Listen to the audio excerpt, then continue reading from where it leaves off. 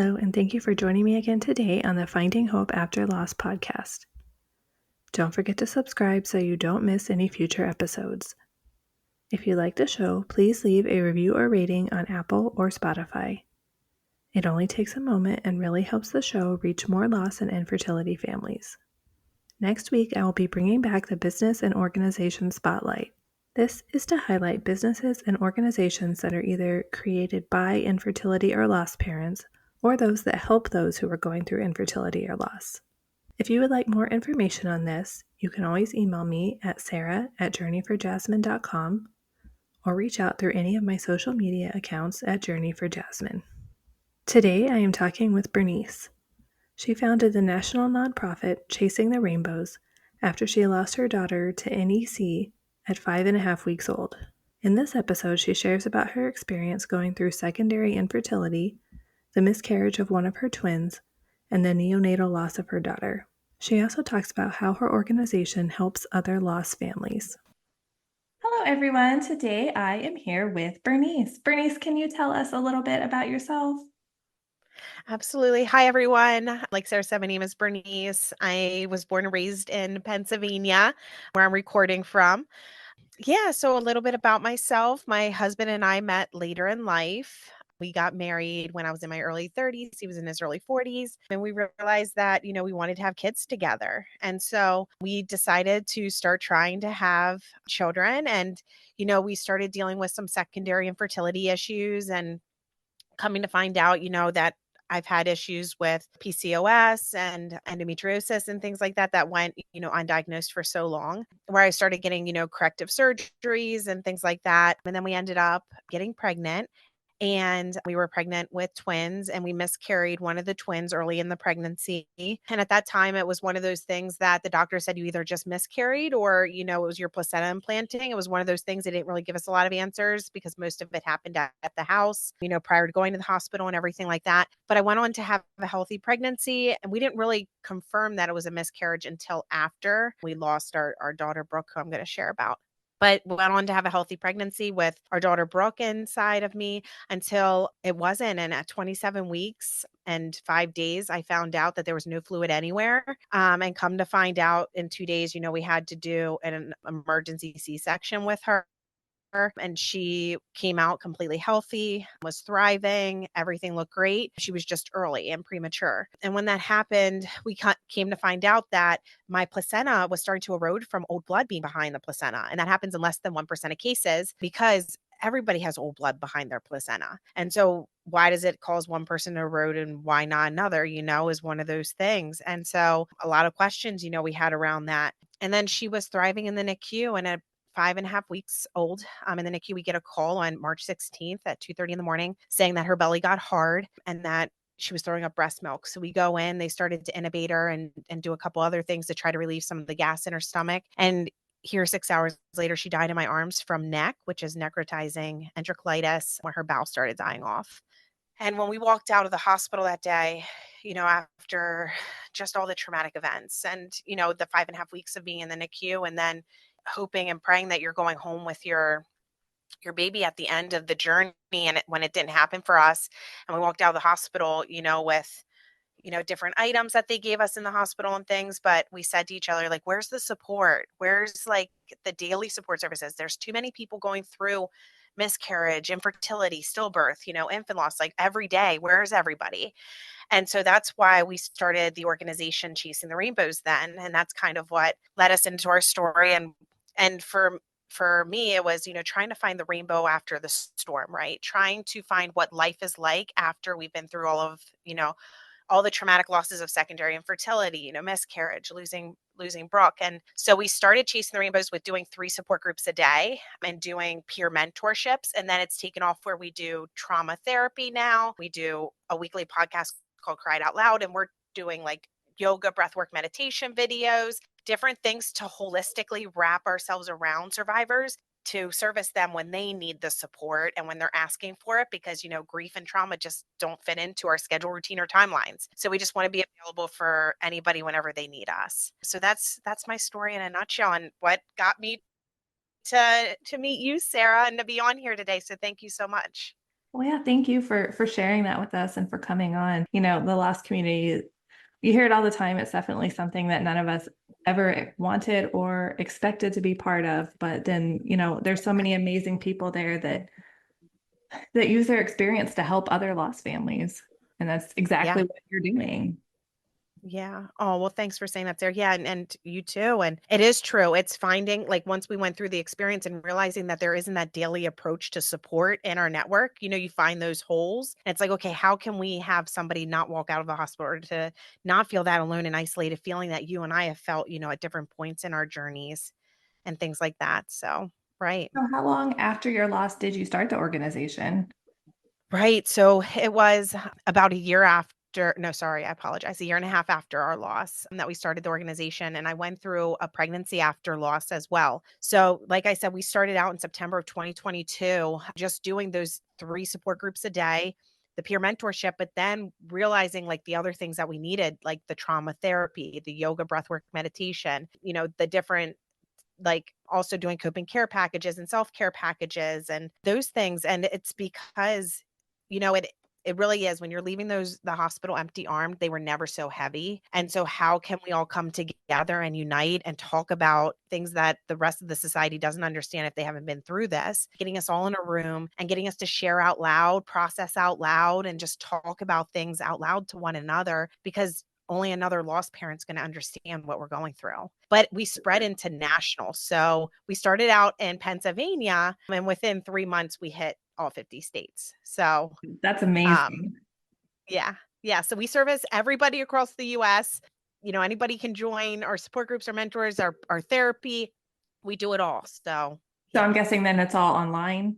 It is. It's all online. Yep. All of our information about support services are all there, how they can get set up. And then they just write in through our website and we get them connected to services immediately. And especially for like the therapy aspect of things, it's hard to get in with a therapist. So that's why we have ones that specialize in this area. And also we get you in immediately to be seen. I found too, like when I was looking for a therapist after, well, I went during my pregnancy after loss because, yeah, I mean, I'm sure you know how like full of anxiety that experience is. But I had a Yeah. really hard time finding one that specialized in grief, even, and especially one that knew about pregnancy loss. That is like really rare. It really is, Sarah. And it took us a while to find those right therapists too, to be able to pair people with, and the right organization. And our programs director, Tony Shear, she is a licensed trauma therapist. So she does a great job of searching for, specific individuals that we're looking for, ones that are going to partner, but also, we are asking our therapists, because we're the ones paying for it for our survivors. So making sure, that we have a great relationship, and that, they're able to support our survivors as they come in and things like that for us. So when you were going through your loss, did you have much support from family and friends? Oh, Sarah, yeah, I did. I was very grateful for the support of our family. I think it's hard though when you are going through it. You want to be in a room with others who get what you're going through. And so none of my family experienced, baby loss before. I have 3 sisters and they've all, have multiple children and things like that. So when we started going through our journey, I think it was one of those, like, our family didn't know what to do, but they just wanted to try to, support it any way they can. I'm grateful for that. But, we were lacking that community. And there was a few people that reached out on social media. I don't know if you found this too, Sarah, but after we posted about our loss and going through everything, immediately, some people DM'd us and, reached out and said, "Hey, we've been through it too, like us too, us too, us too." And I'm Yeah, like, I've "Oh, had we that. all together." Right. Which then makes you sad that it's like all these people that you just never knew. We're just I know. going through this like I silent, know. right? Oh my goodness, especially, miscarriage and infertility, because they're 2 journeys that are extremely silent, because most of the time you don't know if someone's trying, or, if someone wasn't sharing yet that they were pregnant, and it's heartbreaking. It really is. These are the silent losses. I think it's also because you're scared to share, because you're not sure what's going to come out of the person's mouth that you're sharing with too. I True. think That there's is that, true. right? I feel like most people Self-preservation. are trying to be helpful. They're Yes. just Yes. they're just not. You know? It's like great intentions. We talk about this a lot in group too, because, people are coming in and we're like talking about, can't believe this person said this or this person said this to me. And it's like they have the purest intentions and they want to take our pain away from us. But in all reality, you're not going to be able to say anything or do anything to take our pain away. Like we have to feel and process in our own time, Right. and to do it in our own way. And I think that that's something too, our society is trying to get better at, is understanding that grief and trauma, there's so many of us that are walking amongst us, that are still like coping and healing and learning how to live again. And it's like, let's be gentler on people, maybe sit there and listen with them instead of saying those insensitive comments, like just being there to embrace them wherever they're at. I think people highly undervalue the power of just saying, I'm here for you. Let me sit Yeah. with you. Yes. Yes, it's true. Mostly you just want someone to be on the couch with you or to come watch a movie or take a walk with you. Maybe that'll give me my excuse then to shower, especially in those early days, like to shower, to actually drink something, get ready for the day, but also in my safe space and having someone meet me where I am, and it Yeah. is all that. You're right, Sarah. Yeah. Yeah, Yeah. and I think people just want to fix it and like I you know. can't fix it. Nothing you say will fix it and just acknowledging that like, you know what? That really sucks. That just really Yes. sucks. I'm sorry. Like Yeah. not saying like, "Oh, just try again. Like you can have another baby." All that crap we've all Exactly. Oh my gosh, I heard. agree. And what's interesting is like I remember specifically my brother-in-law, my husband's twin brother, him saying to me, because I was like, oh, people, this was right after we lost Brooke. And we were still trying to process and just figure out the whirlwind of events that just happened. And they were staying with us for a couple days and they came in from Florida and we were talking to him about, I feel awful that I'm grieving like this when, people have had this happen or people have had this happen. And they point blank looked at me and said, "I can't imagine anything worse than losing a baby or a child." And that was when I started to realize, oh my goodness, how much like society has made us feel crazy for grieving these types of losses, right? And that we should be grateful, that we were even able to get pregnant or should be grateful for, all these other things. But in all reality, we're suffering, we're hurting, we're in pain. This is a normal reaction to grief and trauma. And like, I just need to feel my feels. But I started to actually start to feel validated. This is horrific. This is traumatic. And now realizing, these are looked at as the traumatic losses that they are, because they are. And Yeah, no, having I think those you're types definitely of right. Yeah, right. and I think a lot of people they just don't recognize that it is trauma. It is trauma Yes. that we go through, and it doesn't matter if you're 5 weeks, if you're 40 weeks, if you lose the baby after they're born, like all of it is traumatic. It is. It is. And we talk about this, with us going through our miscarriage. Like when we found out and actually went through the medical records and went through all of that and realized that we did miscarry Brooke's twin, that hurt us. Like that was also just like almost piled it on, if that makes sense. Like we were already dealing with Brooke and that whole situation. And then to have confirmation of this, something that we felt like just got brushed under the rug, like just be grateful you're still pregnant with another one kind of situation. Right. And it's really hard when you're there and you're trying to grieve and mourn and just trying to find that community of people that, will be there for you. Well, and I definitely Yeah. think you've been through not only like losing a baby, but also, having the twin loss, which is Right. a unique kind of grief, and, dealing with being in the NICU. So, I mean, that's a whole other, type of grief. It's like it just kind of all like Ugh, compounds on each other. it does. It really does, Sarah. And so I think that's why it's so important that, we do get together and we talk about our experiences and our birth traumas and, walk through because when you have your baby to take home, from the NICU from birth trauma, it's interesting because we talk to, survivors of like birth trauma and things that have taken their babies that are living home from the NICU, but that's like they almost kind of what they've said, is that they forget then about the NICU experience. You kind of forget about the birth trauma because you have your live baby home and they're like healing for you and everything. And then when you don't have your baby come home with you, you do like you just constantly relive all of those triggers, all of those traumas, especially when you're pregnant after loss and you're carrying your baby and you're reliving your triggers every day. That's why we have support groups for that too, twice a week. And it's like because pregnancy after loss, you do need to be in a room with people who get it. Yeah, definitely. Pregnancy after loss. Oh, like it's it's horrifying. It's like Oh my it's goodness. the Yeah. scariest thing ever. I mean, it was like the hardest thing I ever went through, like apart from my loss, like it Right. was just Right. it's like every day you're just afraid that your baby Oh, won't come home. yeah. And you talk about it so matter of fact, at least, I do. Like like when we were pregnant after loss, I've said to my husband, like, oh, this baby's going to die because all of a sudden I just got COVID or, because of this. And I go straight to this baby is dead. And it's like, I don't have that filter anymore of just like thinking about it, because we actually lived it. We are now that statistic, unfortunately. And I really don't want to be that statistic again. So what can I do in my power and control when I felt so out of control in those moments with, broken or twin and things like that. And it's true. It's so difficult. It really Yeah, no, is. I definitely agree with that. As many of us, I'm a person who wants to be in control of everything. And like loss Yeah. just shows you like how little you actually have control over your life. And it's like, I just need something to control, please. Yes. Yeah, and I Yes, give me definitely, something. It's true. yeah, and I think Yeah. like you, I think we jump to the worst conclusion of, well, the baby's gone now. And I think it's kind of a way of protecting ourselves almost. Yeah. Let's just expect the bad news. So when it comes, we won't be so hurt, even though we will still be hurt. It's I kind of a know. weird I know. dynamic.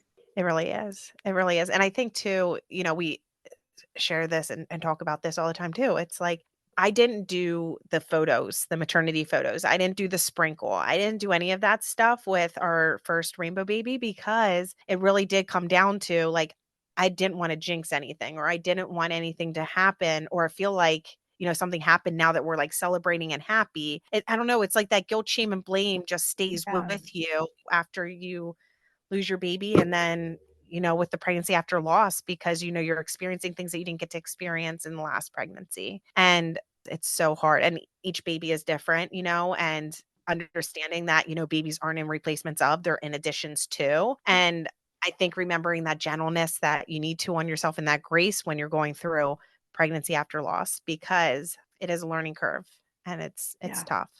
I mean, Yeah. yeah, none of us have ever been through it before. We've never been through loss before. We've never been through pregnancy after loss before. So I think we all just kind of do the best we can with what we know at the time. That's right. That's right, Sarah. Yeah, Do you feel absolutely. like you had good general support from like the doctors and medical teams? Yeah, so it's interesting, and this is something that we hope to change and things like that too, is educating some of the doctors and nurses because unfortunately, some of them don't know how to handle these situations very well, Yes. or they do and they just compartmentalized, because of going through having these losses on a daily basis for them and having to protect themselves, and I get that. But it's interesting because we made our rounds then to another hospital. We couldn't go back into the one where we lost Brooke. And so we did. We interviewed and looked at different hospitals. And the hospital that we ended up at in Baltimore, Maryland was amazing. And they were one of the world renowned hospitals, and it's for a reason. And it's like we finally felt seen and heard. And they didn't make me feel crazy for my pregnancy after loss. Like they told me, we're only with you an hour every other week, maybe, even though you're high risk. So we don't know what's happening all those other hours of the day. And so we need you just to come in, get checked. Don't feel crazy for doing that. That's what our job is. Like, that's what we're here for. Like, we're here for your baby's life, your life. All of that is in our hands. And we only know what you can share with us. And, having a team that was so supportive like that and making you feel like that, making you feel that seen, heard, validation just really is important. Finding that right team. And so we switched care teams. But for us, it just made sense because we also wanted to go to a 4-level NICU, one that could operate if something were to go wrong again. Did they say if you were at risk of it happening again, or did they just say it was like a, It was just one of those like less than 1% things that can happen in pregnancy, and it's awful. And then also with her death with NEC, that's also they only lumped it into prematurity because she didn't fit any of the other precursors because she only got my breast milk. She didn't have any, like I said, of the other ones. And so besides the prematurity. So that was what was really hard too, because there's no known source for what causes NEC. So, sitting with that too is really hard. yeah, I was also in the less than 1% of like the rare chance of, having something happen in pregnancy. And it's just like, okay, well, all of a sudden 1% seems like a really huge chance. I know. And then once we become those less than 1%, every time like I go into a doctor's appointment or go in anywhere, they're like, well, this is less than 1% it happens. And I'm like, yep, that's us. Like I'm like, we're well, that always means it's a guarantee it'll happen to me then. yeah, so that's not comforting, just so you know. Like I need 100% like no error kind of I know. And situation for even then it's like, are you sure it's 0%? Because I'm sure my body would find a way to make it happen. saying. I know. That is exactly how you feel. And Oh my goodness. I think having a team that gets that too is just so important. Yeah, Yeah. and that is frustrating that, not all doctors and not all nurses. I mean, and some of it I think is training. I don't think that all of them Yes. necessarily get enough training on it. Some of them, like you Right. said, probably try to compartmentalize it, but for whatever reason, like we need them to be present for us. Yes, exactly right. So we talk with, hospitals, we talk with their staff, we educate them on, things to do, not to do, what to say, not to say, all of those things immediately after. And we do it from like a therapeutic standpoint because especially with trauma, these being traumatic losses, we don't want those traumas starting immediately from their medical team. Like even the doctor phrasing to you, well, someday you can have another child. Well, in the midst of you losing your baby and being in the hospital being treated for your baby Yeah, you just lost, you don't want to hear that. Even though or she is talking or they are talking medically about that you can because, you don't need a full hysterectomy, you don't need a hysterectomy, you don't need any work done, like you can get medically pregnant again. It's not the time to say it. And so that also then makes you feel minimized and then it just starts the trip ripple effect really in the hospital because then you have some people who push you off or, yeah, it yeah. is. It's tough. That's true. And I hadn't really thought about it that way, but yeah, it definitely does start with, your experience of the loss itself and, how, I guess, how others, I don't know how to phrase it, like how others react to it kind of tells you how you are allowed to respond to it, if that makes sense. Yes. Exactly. Well, and it's true because if somebody's going to sit there and hold your hand and say, like, your feelings are valid, like, you are going to be heartbroken, that you're going to be mourning and grieving this child the rest of your life or whatever that looks like for you. But having someone to just sit there, hold your hand, and like acknowledge like what you're going through is the worst thing that can is huge and means so much. And it's a couple minutes out of that person's day, to do Yeah. that. And it is true. It's like those little moments are the biggest ones in that dire situation. And I don't even think they realize like how impactful like some of the things they say are. I know like right after our last, we were still in the hospital and one of the nurses, she told me that whatever you're feeling right now, it's okay to feel it. There's no Yes. wrong way to feel, just like feel how you Yeah. feel. And like so that's always stuck with me that it's okay if Yes. I'm mad, it's okay if I'm sad, whatever it is.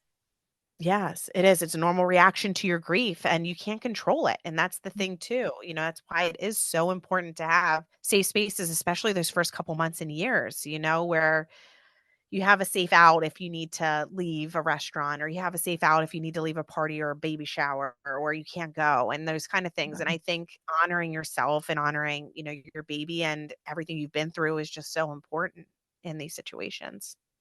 Did you find yourself after a loss having things that triggered you, like even things that you didn't expect? Yeah, Sarah, what's interesting is the grocery store.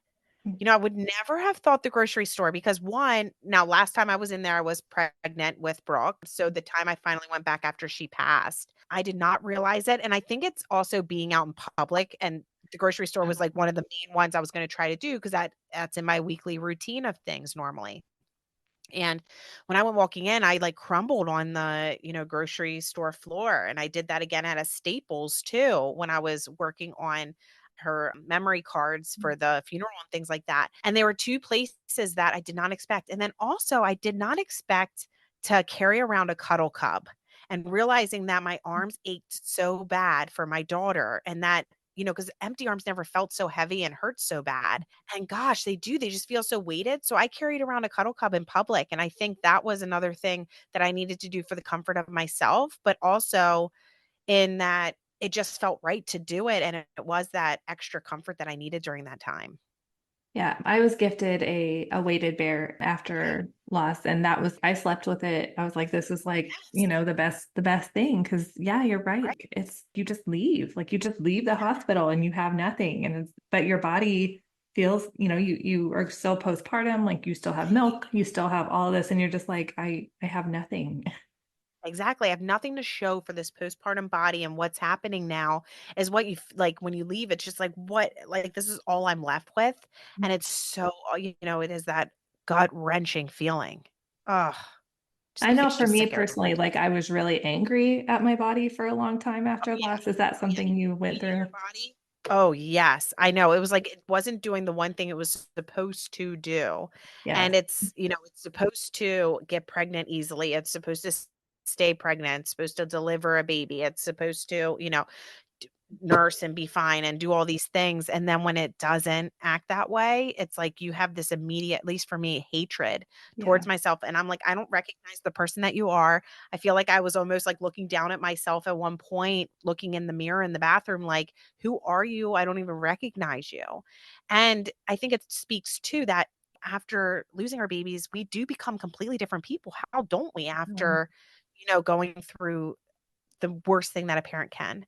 And it really does, take a toll on you, and it really does change the person and has you think about everything then, like thinking about, what happens after someone dies, because I want to be wherever my baby is someday. It has you questioning your faith. It has you questioning, what are you doing with your life, and how do you use your time, and how do you purposefully, give your time to somebody now. And, only having, like, for me too, like, who do I fill my life with and what do I do with it? And it was recognizing that and understanding it, instead of being in corporate America, yeah. founding Chasing the Rainbows, and, repurposing my pain and having volunteers do the same. It means so much when, you have people to rally.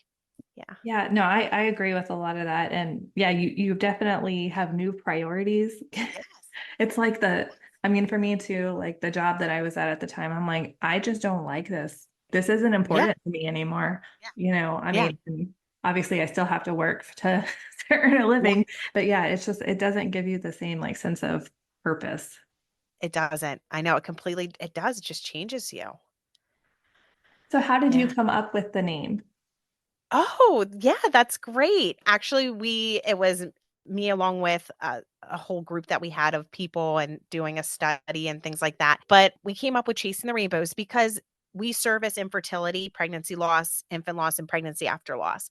So chasing a rainbow could be anything. It's chasing a connection to your baby that was lost. It's chasing happiness after, the journeys that we're on. It's chasing a rainbow baby, because, rainbows are very symbolic in, the lost community, and seeing it after a storm and things like that. And so that's how we came up with Chasing the Rainbows. Yeah. I love that. Yeah, that's kind of, the purpose of like my rainbow skirt is to find your rainbow as well. And Yes. recognizing that you said that it doesn't have to be just a rainbow baby, that it can be a Yes. lot of other things. It's like finding your hope again, your light again, learning to Yes. live again. Like, Yes. it can mean so many things. It really does. And it symbolizes so much. And it's interesting that we're doing this podcast today on National Rainbow Yeah. Day. I was just Um, thinking that. yeah, I know. I'm like, oh, this gives us, but it's so true. It's finding whatever your happiness is, whatever your journey is, experiencing these types of losses, and what it looks like for you. Now I'm Yeah. curious since, there's people that like the term rainbow baby and there's people that don't like the No. term rainbow baby. So are you more on the like it side? I'm thinking yes, but Yeah. It's interesting that you say that, Sarah, and I can see both sides of it. I am good with it because we do share and talk about, our journey and things like that. Because for me, it's so healing to share with another loss survivor, when they're going through, especially the first days, weeks, months of their loss. So it really is like, for me and my story, it just kind of became natural, to share. That's the journey that we went down. But I can see how people don't too. So I know. I think yeah, that's the most important thing is, especially being in support groups or being with other survivors, is you can find and pave your own way with what works best for you, even if it's what works best for you in that moment or that day. And then next week you decide, you don't want to call Marine Baby, whatever that looks like, but it's all about your individualized, journey, and you know, how it fits to you. yeah, So definitely. And I think as long as everybody's, respectful of what everybody yeah, else, all the terms and things that everybody else wants to use, I think exactly. it's just more of like a more recognized term to It describe. Like is. there's not It really is. another alternate term that like everybody knows what that means. Right. Right. Exactly right. Unless I Yeah. guess you say like just pregnancy after loss. Yeah. Yeah. There you go. Right. Exactly. So after your loss, how did you know that you were ready to try again? Oh, that is such a loaded question. I know. I I think it know. was hard to know. It's interesting how our story went. It was the first time after my husband and I finally felt frisky one night after we lost Brooke, 4 months later, and we ended up first night, getting pregnant. And that never happened for us because we were on that secondary infertility journey for over 2 years. And so it was interesting not having to track or do, progesterone shots or do anything to get pregnant, and we did. So it was one of those things. We looked at it, and our rainbow baby was also due on Brooke's anniversary day. Oh, wow. So yeah, so it was a lot to process. She actually came 2 days later after That's Brooke's good, anniversary. I think. Yes, I think so too. I think so too. But it was one of those things, like, I was going through all the first as I was, pregnant with another, and I think it was really hard, but grateful, to be in that situation. But yeah, I definitely needed our medical team, definitely needed a therapist, needed our community too. I was in support groups sharing all the time because I needed it as well. But yeah, Yeah, I find supporting others, like, helps me also process, like, what I'm going through, but it doesn't mean also that we don't need the support too sometimes. agreed. It's yeah, exactly right. Because we're doing our best too. And we're all lost parents, in this community and helping. So, I think having that grace with ourselves is so important too. Yeah. Do you talk I'm not sure if you said how old your daughter was, but do you talk to her about her sibling? Absolutely. Yep. So, especially our older son who lived through it, he is now 13. So, we honor Brooke. Like, we do her birthday, we do a balloon release with biodegradable balloons and everything. And then we do a cake for her and we sing to her. And then before every holiday, too, we light a candle and we just hold space for anybody that can share or wants to share, or just to realize that we're inviting, like, in our way, like, Brooke into the conversation and into the day, so that people don't have to feel weird or not bring her up because I'm already thinking about her. We're all thinking about Right. her. So let's just, like, address the elephant in the room and just honor her. So if anybody says her name, it's not a big deal. It's a holiday. We wish she was here kind of situation. I love that you So, do that because, yeah, you're right. Like, I think some people are afraid to bring him up. I'm like, seriously, I'm already missing her. I realize with every day yeah, that she is not here. So right. Right. I'm constantly thinking about this. You saying her name actually would make you feel better and give me some acknowledgement, of her. And it does. It makes me feel so good when someone else brings her up and, yeah, says, I feel like when they don't, it feels like everybody else just forgot and like you're the only one who remembers. And it's like that just makes me sad. Like I don't want to be the only one that remembers her. You I know? know. I know. I want everybody else to too. And I think, right, it is. It goes back to people wanting to protect you and things like that. But this isn't that type of loss. Right. It's the only, it's interesting with baby loss too. And once becoming a survivor, this is the only time that people will say those insensitive comments, like, you can always have another kid, or, you can try again later and things like that. But they would never say that during parent loss or during a grandparent No. loss. Like, thank goodness you have another parent or you have another grandparent. No, like, Like, you laugh you know, because it sounds so ridiculous. Like, you it does. know? Like, when you put it into logic, and then, when people say, about, like, well, you have another child, it's like, a child doesn't replace another child. Like, so that's like you telling me, if you lost your one child, you'd be okay and wouldn't miss the one because you have the other. And, like, Right. once you Like, put that in perspective for someone, they're like, "Oh my gosh, did I really?" That's like, that's what you just said to me. Like, you right. just Like, don't think about understand. it, please. Yeah, and it's really for the fellow lost survivors that are coming after us, so someone doesn't say those kind of insensitive comments to them, especially in those first days that you can't, barely understand what just happened. Yeah. Yeah. So we went through infertility first because of PCOS. So I'm Oh, just curious, like when you were going through that, did you think, because I did, that, oh, infertility is the hard part. This, once I get past this, like it should be yes. okay. Did you ever Yeah. have like those kind of thoughts? My gosh, right. I did. It was like a sense of relief once we got pregnant and, all of those things. And I was like, okay, here we go. We're on like the golden road now. And I always knew loss was possible, especially, with having like loss after loss after loss, month after month with infertility. And then to like always feel like, we're not going to do this, but then that became a reality. Like, I'm not going to do corrective surgeries. I'm not going to do progesterone. I'm not going to do IV, and all those things started to happen. And, you know, I thought it was gonna be smooth sailing. I did not see anything coming, and they also said since I had a healthy pregnancy with, an older son at the time, I don't know why they say that, but, that this would likely be a healthy pregnancy. Well, also, getting pregnant was a lot different with my son Right. versus the situation after years and years of surgeries and stuff like that, put more damage in there. And I feel Yeah. like, people still, I mean, doctors, still say, okay, once you get past the first trimester, you're all good. Should be Oh, be yes. okay. And now we're all like, yeah, no, that is a bunch of crap. Like that It's is not interesting. true. It is interesting. Talking to like different medical facilities and different people, they've said to me too when we were pregnant after loss, once you get past the 28-week mark, because that's when Brooke was, born, you'll be fine. And I'm like, You really? And no, sure? it was time. Like it did not stop. And it wasn't any better or any worse at that, start at the 28th. It was just horrible the whole way through, in Yeah. my opinion. I thought Um, that too. Like I was like, all right, once I get past the 32-week mark, which is when we lost Jasmine, I was like, I think I'll be able yeah. to breathe then. And then I pass it. I'm like, nope, nope, still can't breathe. Nope, nope, and then I thought too, like, once we have our baby in our arms, okay, then I'll be able to breathe, No. like, I'll feel so much better. No, parenting after loss is a whole other ball game too, for And I sure. found myself like I already struggled with anxiety, but like the loss and then pregnancy after loss, and then now like worrying about something happening to like my living children. Like I'm just so terrified of something happening to them, like even worse than before. Like every Oh, little I know. thing that could go wrong, like I'm like, well, that's gonna happen. It's Right, it's awful. so true, it's hard not to go down those rabbit holes and to think that because we already did live through the worst thing that can happen, you know? And so Yeah. how like, our luck is how I look at it too, like, our luck, like, this is bound to happen. It does change you as a person, like, to your core.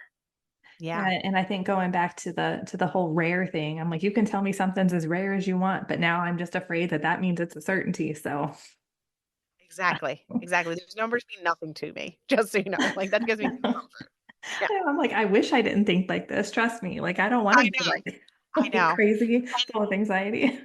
it's so true though, and the way that, living, prior to Brooke versus, after Brooke and things like that is just, like, how I kinda look at life now and gauge it, and, like, our son would jump off couches, do adventurous stuff. He's a boy, of course he Yeah. would, all those things. But now it's like watching our two-year-old and her jumping off a couch, it all of a sudden takes me to she's gonna fall and break her neck. And like, because you go to that 0 to 180 in Yeah. 2.5 seconds, like I see exactly how this is gonna play out to worst case scenario. Now likelihood and things like that, it's not. Right. But it's just like a different way of parenting now. Now it's like, okay, well, we have to put like pillows on the floor, like everything, make sure everything's like good. Like it's just different. It is. Yeah. And like with I have a 19-month-old and I'm like, nope, I don't want her to have a pillow. I don't want her to have a blanket. Like Yes. she can Yep. wait till she's way older. My husband's like, Exactly. well, it said 18 months online or whatever it said. I'm like, no, no, no, no. No, Can't you take can't. even the You just smallest wanna take risk. those I risks. won't. I know, I know. It's the truth. It's exactly what we go through. Going back to your organization, I think, first of all, that it's amazing that you have reached all 50 states and that Yes, you thank did it you. in such a short amount of time. Like, I think that just shows just how much of a need there is Yeah, for it. absolutely, and I've been grateful too to, people who are behind us and supporting us and making this a reality and being able to afford to do therapy for, anyone living in the 50 states, being able to do support groups for, a couple times a day, like all of those things and really being able to bridge those gaps and, the care for our lost community and really getting them partnered and feeling that love around them right after their losses. Do you have any So I appreciate. plans to like expand or add anything else? Or is there anything else that y'all are Oh, thinking yes, about? Or oh, yeah, yeah, so right now we have our 9 services like I shared about, but we are it's please stay tuned. So coming in October is hopefully October, November is when we'll be announcing a couple of other support services that we'll be doing, and so, yeah, we're really looking forward to making those announcements and keeping you posted in the lost community, but yes, we are expanding our services based on the needs of what our survivors are telling us. So we're servicing a couple thousand survivors right now. And wow. so based on what they've given us, what they've told us, we're trying to holistically, wrap our arms around them. So some may just want therapy, some may want support group, some may, but it's, they get to basically sign up for whatever they want or whatever they want to try for their coping tools with And I love us. that you're using their experience and then like, listening to them for like what they need, not just here's the things that I think you need.